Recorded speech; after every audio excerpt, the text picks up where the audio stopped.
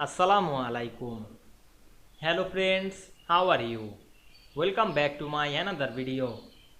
In this video I am going to show you how to copy and paste multiple rows in Microsoft Publisher. Let's get started. Firstly, we have to open a Publisher document. Now we want to copy and paste multiple rows. Select the multiple rows. Now I select these multiple rows, click and drag on our mouse.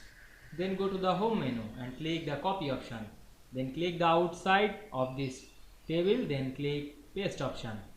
Now we can see we copy and paste multiple table cells very easily. You can add more data to this table. I hope you enjoyed the video. Please like, comment, share and subscribe my channel. Thanks for watching.